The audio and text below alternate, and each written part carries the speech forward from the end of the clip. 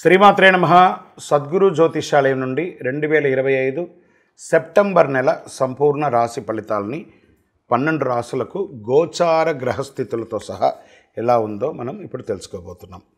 ఈ యొక్క రాశి ఫలితాలన్నీ కూడాను గోచార స్థితిలో ఉంటుంది కాబట్టి మీ యొక్క వ్యక్తిగత జాతకానికి ఒక 30% మాత్రమే వర్తిస్తుంది.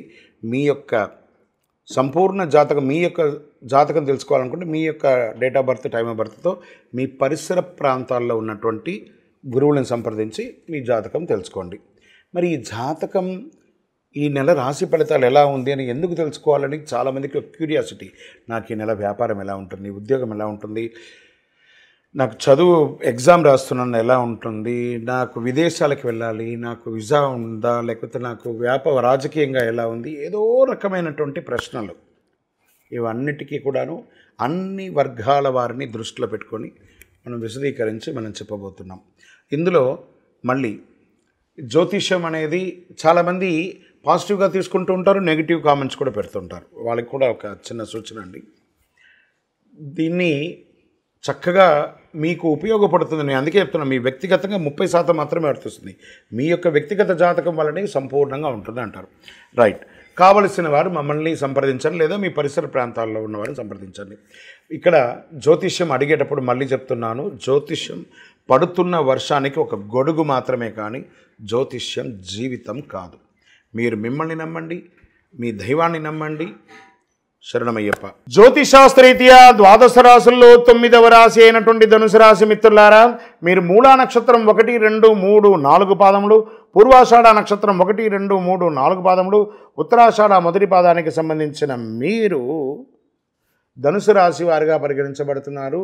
ఈ 2025 సెప్టెంబర్ మీకు శుభాశుభ ఫలితాలు ఎలా ఉన్నాయంటే, అర్ధాష్టమ శని జరుగుతుంది. జాగ్రత్తగా ఉండాలి. కొంచెం నాలిక మీద శని వచ్చి కూర్చొని ఉంటాడు. జాగ్రత్త. ఎవరితో మాట్లాడినా, ఇతరులతో మాట్లాడినా కూడా చాలా జాగ్రత్తగా ఉండాలి.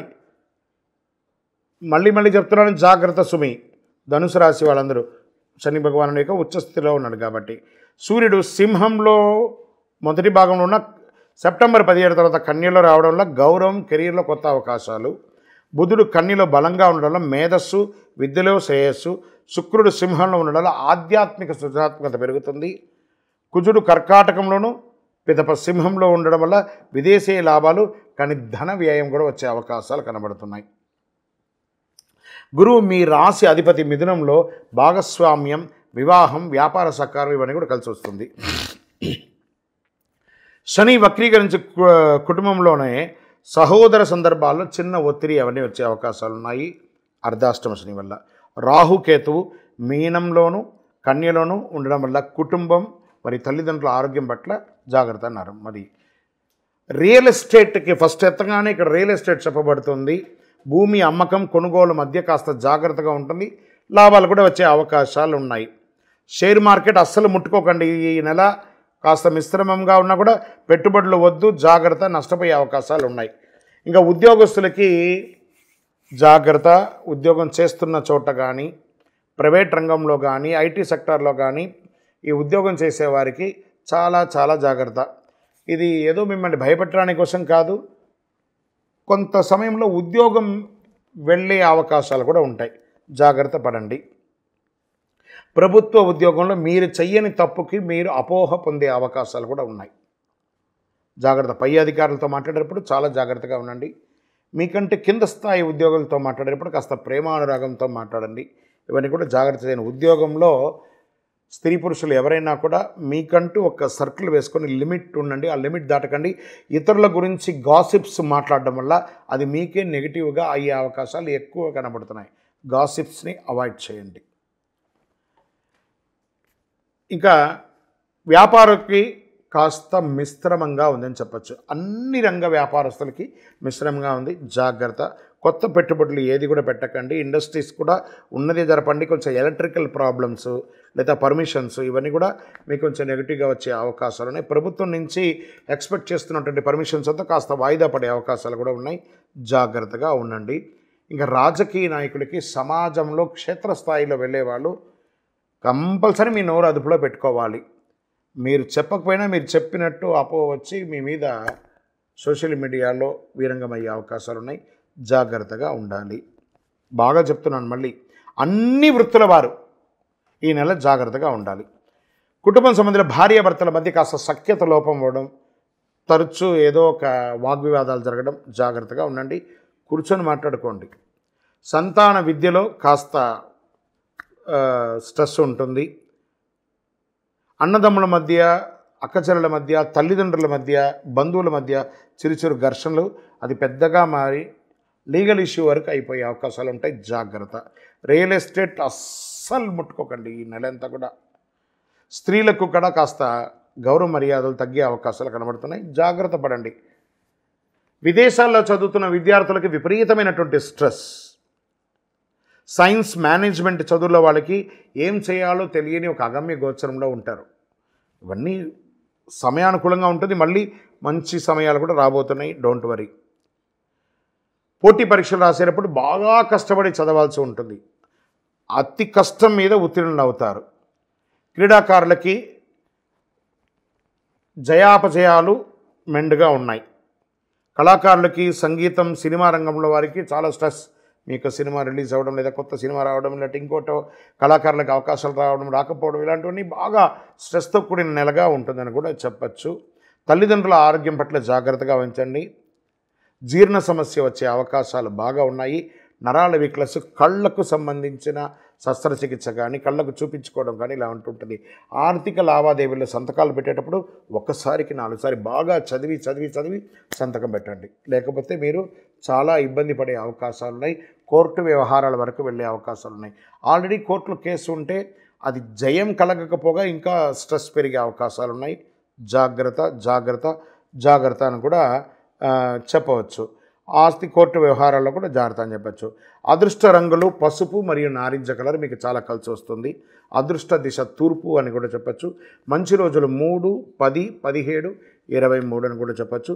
చంద్రాష్టమం 28 మరియు 29వ తారీఖున చంద్రాష్టమం ఉంటుంది కాబట్టి చాలా జాగ్రత్తగా ఉండాలి. ఈ 2.5 రోజులు వాహనం నడిపేటప్పుడు, లేదా సంతకాలు పెట్టేటప్పుడు, ఇతరులతో మాట్లాడేటప్పుడు అతి జాగ్రత్తగా ఉండవలసినటువంటి ఒక సమయం అని కూడా చెప్పచ్చు. పరిహారం: గురువారం నాడు పసుపు వస్త్రాలు దానం చేయండి. దత్తాత్రేయ స్వామి వారిని ప్రార్థన చేయండి. దక్షిణామూర్తి ప్రార్థన చేయండి. ప్రతి శివాలయంలోనూ దక్షిణామూర్తి ఉంటారు, అక్కడికి వెళ్ళి ఆ దక్షిణామూర్తికి శనగలతో కూడినటువంటి మాల వేయండి.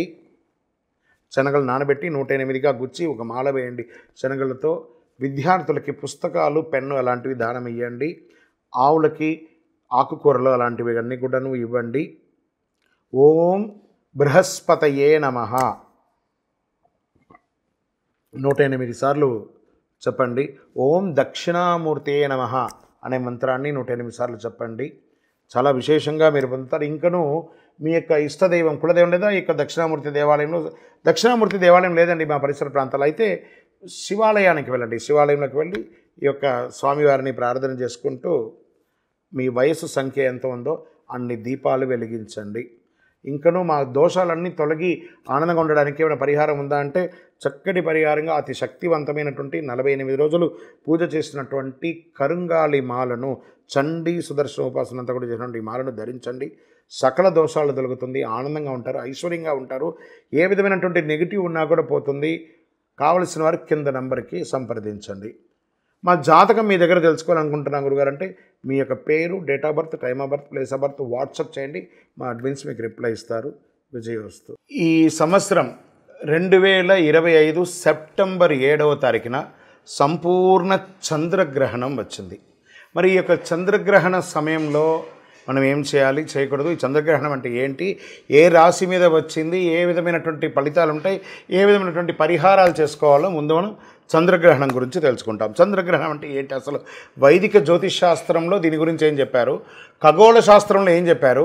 కొంతమంది వితండవాదులు ఆ గ్రహణం రోజు మేము ఇవన్నీ చేస్తాం, అవన్నీ చేస్తాం, ఇవన్నీ లేవంటుంటారు. వీటన్నిటికీ ఏమైనా ప్రమాణం ఉందా, లేదా ఏదైనా ఆస్ట్రాలజర్స్ మాత్రం చెప్తూ ఉంటారా అని చూసుకుంటే, ఖగోళ శాస్త్రంలో చంద్రుడు భూమిని చుట్టూ తిరుగుతాడు, భూమి సూర్యుని చుట్టూ తిరుగుతుంది. కొన్ని ప్రత్యేక సందర్భాల్లో భూమి, సూర్యుడు, చంద్రుడు మధ్య వస్తారు కాబట్టి అప్పుడు భూమి మీద నీడ చంద్రుడు పడుతుంది కాబట్టి దాన్ని చంద్రగ్రహణం అంటారు. చంద్రుడు పూర్తిగా భూమి నీడలోకి వెళ్తే సంపూర్ణ చంద్రగ్రహణం అంటారు. కొంత భాగం మాత్రమే వెళ్తే అర్ధ చంద్రగ్రహణం అంటారు. నీడ కాకుండా కేవలం భూమి వెలుతురు తక్కువ అయ్యే ప్రాంతానికి వెళ్తే ఫైనల్ చంద్రగ్రహణం అంటారు. వైదిక జ్యోతిషాస్త్రంలో దీని ఏం చెప్పబడింది? చంద్రగ్రహణం రాహుగ్రహం లేదా కేతుగ్రహం వల్ల సంభవిస్తుంది. రాహు చంద్రుని మింగడం అంటే గ్రహించడం అంటారు దాన్ని. వెలుతురు తగ్గుతుంది.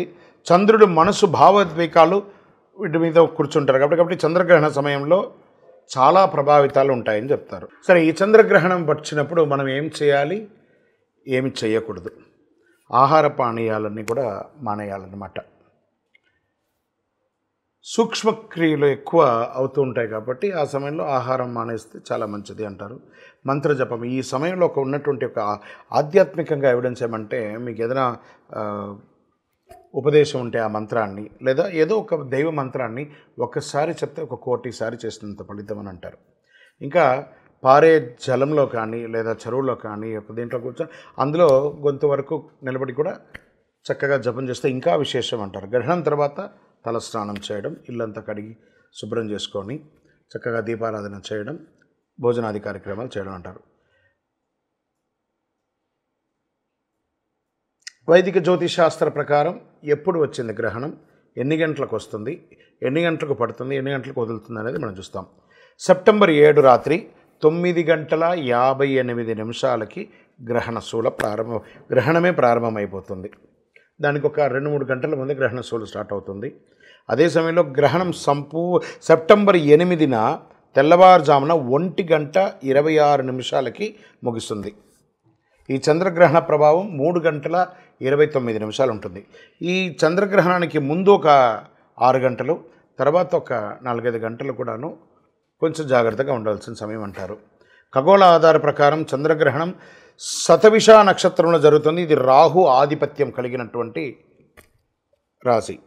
చంద్రుడు రాహు కలయిక 11వ భావంలో తాత్కాలికంగా లాభాలు, దీర్ఘకాలిక స్థిరత్వం లోపిస్తుంది.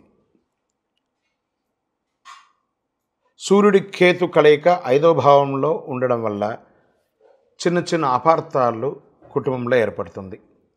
ఈ నక్షత్ర రహస్యం ఏ నక్షత్రంలో అవుతుంది అని అంటే శతభిష నక్షత్రంలో అవుతుంది. శతం అంటే 100, అభిష అంటే రక్షణ. 100 రక్షణ కవచాలు కలిగినటువంటివి అన్నీ కూడాను చంద్రగ్రహణ సమయంలో అవన్నీ కూడా శక్తి కోల్పోతుంది.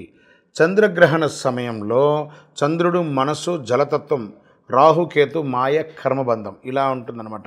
గ్రహణ సమయంలో చంద్రుడు శతభిష నక్షత్రంలో అధిపతికి రాహుగా ఉన్నాడు. రాహు తన స్వనక్షత్రంలో ఉండడం వల్ల మానసిక భావోద్వేగాలు శారీరక స్థాయిలో గరిష్ట స్థాయిలో తగ్గిపోతుంది అంటారు. ఈ రాహు చేత గ్రహించబడడం వల్ల మానసిక అశాంతులు, చిన్న చిన్న సామాజికమైనటువంటి ఇబ్బందులు, జలప్రళయాలు, చిన్న చిన్న జలప్రళయాలు, క్షేత్రస్థాయిలో ఉన్నటువంటి జనాలందరికీ కూడా వ్యాపార, ఉద్యోగ, రాజకీయ క్రీడలందరికీ కూడా మిశ్రమ ఫలితాలని ఇస్తుంది. మన శరీరంలో కూడా రక్తపోటు కూడా బీపీ, షుగర్స్ కూడా కొంచెం లెవెల్స్ మారుతూ వస్తుందని చెప్తుంటారు. గ్రహణ సమయంలో భూమి, చంద్రుడు, సూర్యుడి మధ్య శక్తి, ఎనర్జీ అనేది తగ్గిపోతుంది. ఈ సమయంలో ఏం చేయాలి? మంత్రసిద్ధి చేసుకోవాలి. ఈ మంత్రసిద్ధి చేసుకునే సమయంలో ఎంత దైవభక్తి కలిగి ఉంటే అంత మంచిది. మరి 12 రాశులకు కూడా గ్రహణంలో ఎలా ఉంటుందంటే, మేషరాశి వారికి లాభం కానీ భావోద్వేగమైనటువంటి నిర్ణయాలు వస్తాయి. వృషభ రాశి వారికి వృత్తి మార్పు, ఒత్తిడిని నియంత్రించండి. మిథున రాశి వారికి విదేశీయ ప్రయాణం ఉంటుంది, ఆర్థిక ప్రణాళిక ఉంటుంది. కర్కాటక రాశి వారికి ఆస్తి లాభం, అప్పు తగ్గించుకోవడం మంచిది. సింహరాశి వారికి దాంపత్యుల మధ్య సవాలు ఉంటుంది. ఇందులో ఈ గ్రహణంలో సింహరాశి వారికి మరియు కుంభరాశి వారికి కొంచెం ఎక్కువ ఉంటుంది కాబట్టి కాస్త జాగ్రత్తగా చూసుకోవాలి. కన్యారాశి వారికి ఆరోగ్యం క్రమబద్ధీకరణ చేయబడుతుంది. తులారాశి వారికి అన్నిటా విజయం ఉంటుంది, కాస్త అహంకారం తగ్గించుకోండి. వృశ్చిక రాశి వారికి కుటుంబ సమస్యలన్నీ పరిష్కారం అవుతుంది, భావోద్వేగమైనటువంటి నిర్ణయాలు తీసుకుంటారు. ధనుసు రాశి వారికి వ్యక్తిగత పురోగతి, ఖర్చును మాత్రం నియంత్రించాలి. మకర రాశి వారికి ఖర్చులు ఎక్కువ అవుతుంది, పొదుపును పెంచుకోవడానికి ప్రయత్నం చేయండి. కుంభరాశి వారికి స్వయం మార్పు, ఒంటరితనం వద్దు. కుంభరాశి వారికే ఈ యొక్క గ్రహణంలో చాలా ప్రాధాన్యత ఉంది, దైవారాధన చేయండి. మీనరాశి వారికి ఆధ్యాత్మికంగాను సామాజికంగాను లాభంగా ఉంటుంది, కానీ మోసపోకండి. ఇవన్నీ కూడా చేయడానికి పరిహారాలు చక్కగా మీ యొక్క కులదేవాన్ని, మీ ఇష్టదేవాన్ని తలస్నానం అయిన తర్వాత గ్రహణ అనంతరం మీ యొక్క వయస్సు ఎంత ఉందో అన్ని దీపాలు వెలిగించి దైవారాధన చేయండి. అతి శక్తివంతమైనటువంటి కరుంగాళి మాలను గ్రహణ సమయంలో ధరించడానికి ప్రయత్నం చేయండి. విజయోస్తు.